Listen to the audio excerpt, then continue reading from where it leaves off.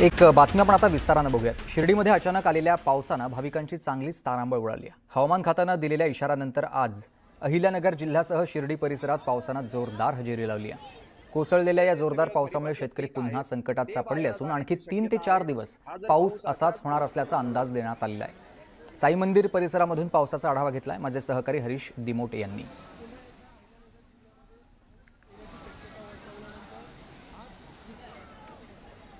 हवामान खात्याने इशारा दिला होता की अहिल्यानगर जिल्ह्यामध्ये पुन्हा एकदा पाऊस पडेल। त्यानंतर आज कुठेतरी वातावरण तयार झालं आणि पाऊस कोसळायला सुरुवात झालेली आहे। आता मी शिर्डी मंदिर परिसरामध्ये आहे आणि आपण जर बघितलं तर गेल्या अर्ध्या तासापासून या ठिकाणी जोरदार पाऊस कोसळतोय। त्यामुळं कुठेतरी सुट्टी साजरी करण्यासाठी आलेले जे भाविक आहेत यांची तारंबळ उडालेली दिसते। मंदिर परिसरामध्ये सर्व भक्त जे आहेत ते कुठेतरी मंडपचा आसरा घेताना दिसत आहेत आणि मंदिरातून बाहेर पडणारे जे भाविक आहेत यांची मोठी गर्दी या ठिकाणी झाल्याचं चित्र आहे।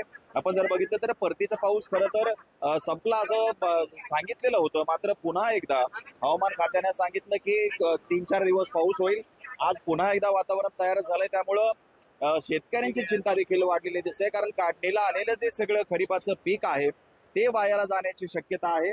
हा जर पाऊस अशाच पद्धतीने जर 3-4 दिवस कोसळत राहिला तर आता करायचं काय असा प्रश्न शेतकऱ्यांना पडणार आहे। कारण सोयाबीन असेल, तूर असेल, मूग असेल, जे काही पावसामध्ये वाचलेलं जे धान्य आहे हे हातातोंडाशी आलेलं आहे आणि आता पुन्हा एकदा या पावसामुळे शेतकऱ्यांपुढे मोठं संकट उभं राहिलेलं दिसतं। हरीश दिमोटे, न्यूज 18 लोकमत, अहिल्यानगर।